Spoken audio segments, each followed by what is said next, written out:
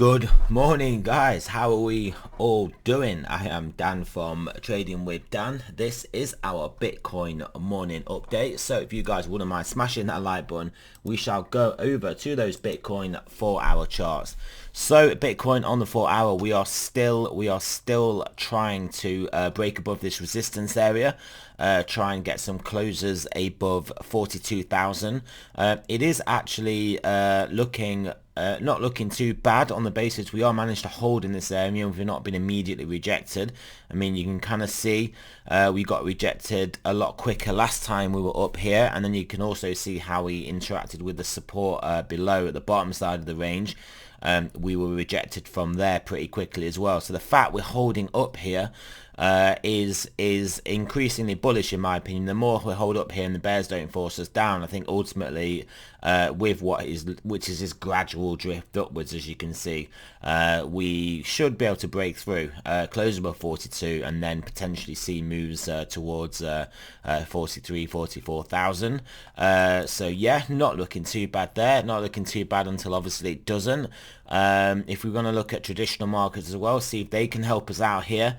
I mean, this DXY has been on such a bullish, strong move, gone pretty parabolic of late. So at some point, this does have to have a decent pullback, and that decent pullback will be a tailwind for Bitcoin and can potentially propel us higher also, and reverse this downtrend that we've been in for a while. Also, I mean, similarly with the 10-year, pretty parabolic, pretty crazy. Can it keep this up? Potentially not. Does it need a significant pullback? Potentially so. And that would be a good tailwind also for crypto. What has initially got us going though, if we go into stocks, you can see what has initially got this move going is this bounce off this support level here.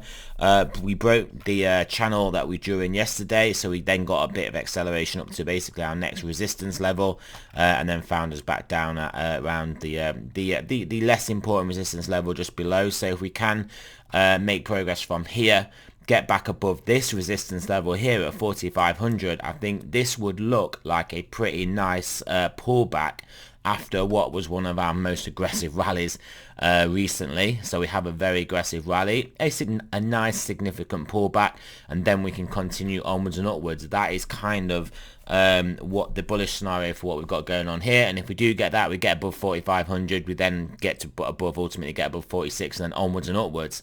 Then yeah, we will almost definitely see significant Bitcoin prices, and we'll get through that 47, and we'll probably find ourselves around knocking on the $50,000. Do we get above 52, 53 towards the 57, 58 potentially?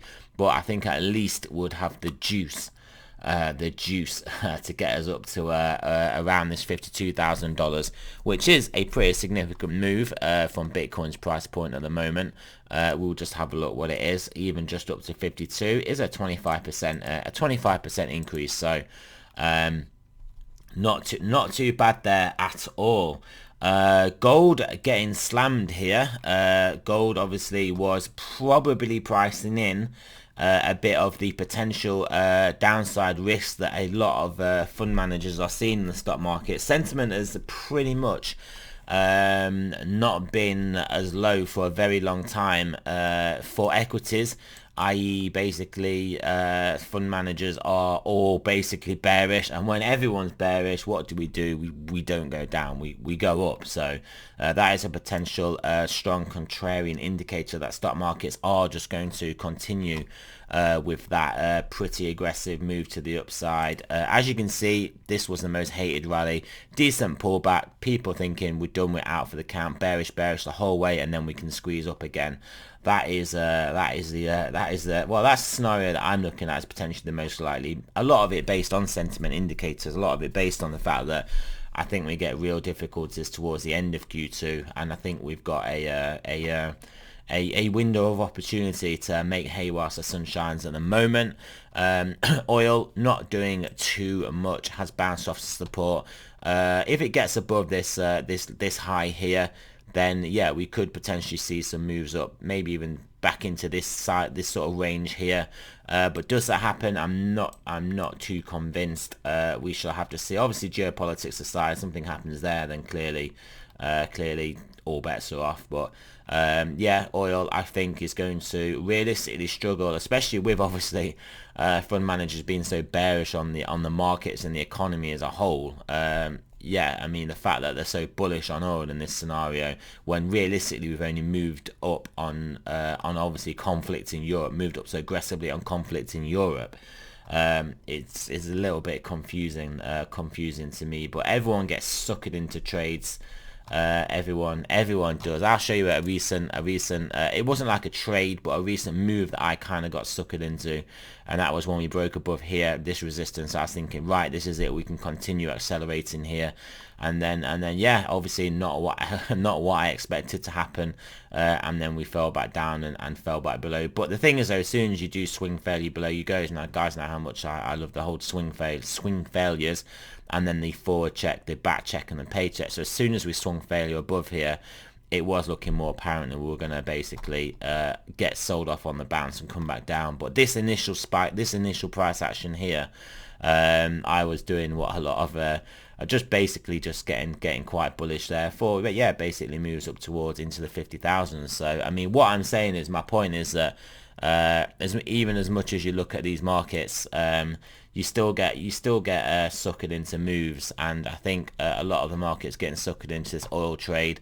A lot of the market is also getting suckered into a bearish trade, or bearish, and then this scared them bearish, thinking this is okay, and I think we may go the opposite way, even if it's only for like a month or so. What else do we want to look at? What else? Not too much here. We'll look at Ethereum, Satoshi pairing just holding up there, holding its ground, which is good because Bitcoin has been weak. So hopefully if Bitcoin does start to look better, then this can then actually start to get some real strength and some real upwards moves. The USD pairing also, as you can see, trying to well, take out this level here, this level, and then can potentially put this downward move to bed and see if we can make a move for this resistance area again. The resistance area again, similar to the one in Bitcoin, where I was thinking this is it, we're doing good here, and then only to be slammed back down. So yes, let's look at Stochastics finally. Stochastic 4 hour, yeah, 4 hour is still pointing up, still got some juice in that tank, but it does need to get us above 42 pretty soon if it is going to continue before turning back down. In fact, here we go, the 10 hour similarly looking good, still moving up. Obviously this is a 10 hour, so it isn't going to turn down as quickly as the 4 hour, but yeah, 10 hour looking good here. 12 hour looking very good here as well. Daily, yeah, moving up, looking to move up. Obviously needs to get a bit more acceleration, get towards this 50 mark, but nonetheless moving up from a low level, looking good. 2 day trying to turn back up, as we can see, but still pointing down. 3 day not looking very good at all. This turn back over in 5 day is not looking ideal at all. Weekly isn't looking too bad, and bi-weekly looking to turn back up. So all in all, I mean, all we really are looking at is we need to get above 42, close above there, and then accelerate into the 44, potentially 47, and then yeah, and then we got a good chance of taking out these highs, 48,000, taking out this this resistance and these highs, and then seeing the move that we were kind of projecting here, maybe even into the deep 50,000s. Before we then maybe don't even put in a new all-time high, come back down, and then get absolutely trolleyed for the rest of the year. So there you go, guys. Remember, this is not financial advice. I'm not a financial advisor. Always do your own research, and I shall speak to you guys soon.